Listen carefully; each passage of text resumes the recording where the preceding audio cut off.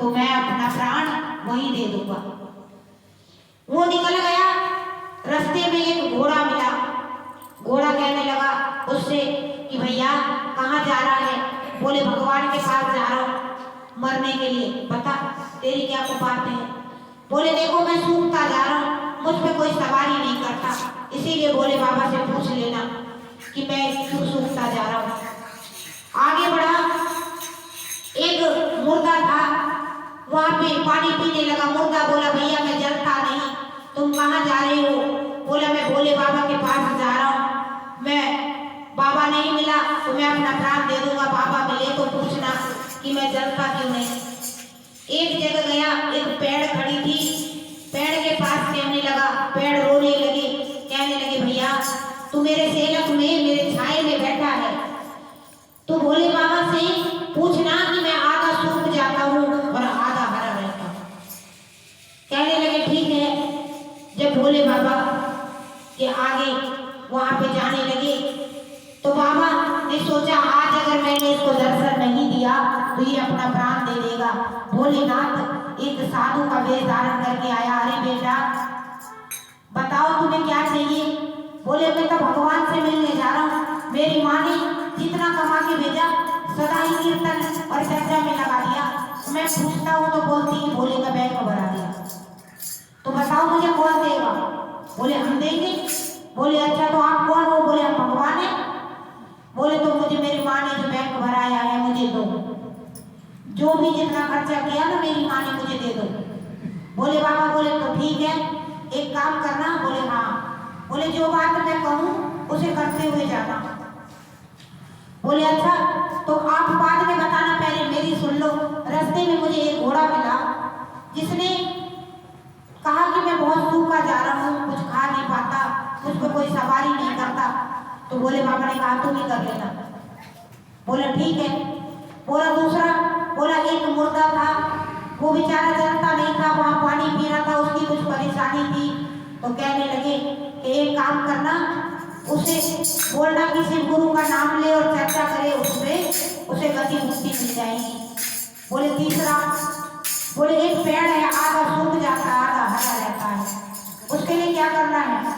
बोला ऐसा करना, उस पेड़ के नीचे कभी चोरों ने किसी डाकू ने डकैती डाल करके सोना चांदी जो लूट के लाया, उस पेड़ के अंदर मट्टी खोद के दबा दिया है।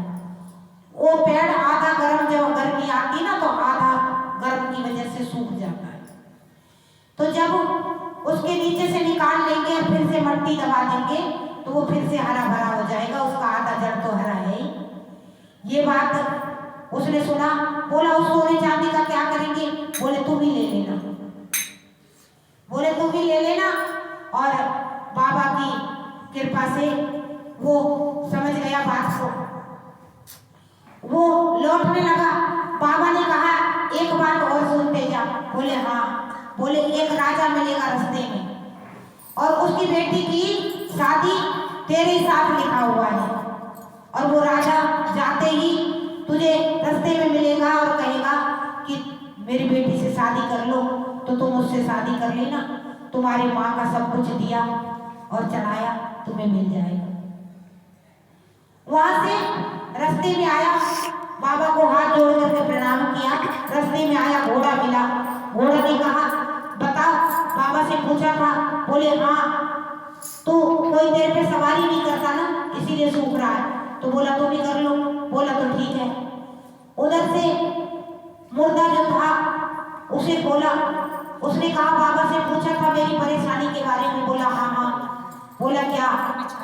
बोला तेरे को मुक्ति इसलिए नहीं मिल रही कि तूने बड़ा पाप किया था, तू किसी को दान पुण्य नहीं करता, इसीलिए तेरे में तुझे मरने के बाद आग नहीं लगी और तू जला नहीं, इसलिए तेरे को मुक्ति नहीं मिली। बोला तो फिर? बोले शिव गुरु का चर्चा करवा दे, नाम ले ले। बोला अब मैं कैसे करवा सकता हूँ? बोले एक बार मुख से नमः शिवाय बोल। उसने नमः शिवाय बोला, उसके शरीर में आग लग गई।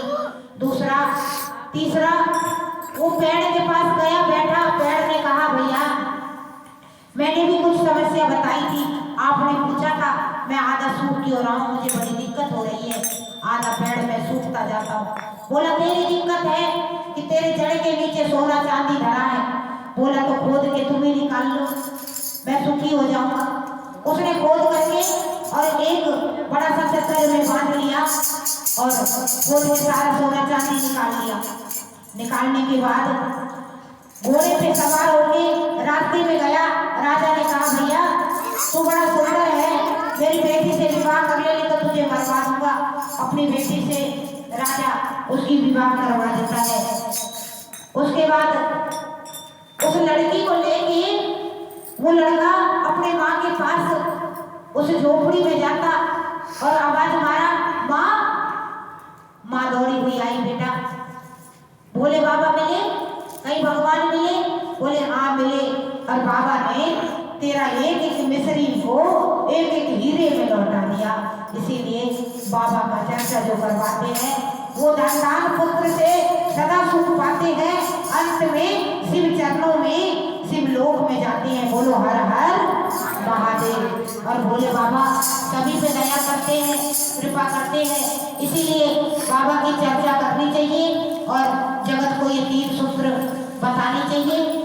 और बाबा की वो 3 सूत्र कहते हैं जगत को बताएं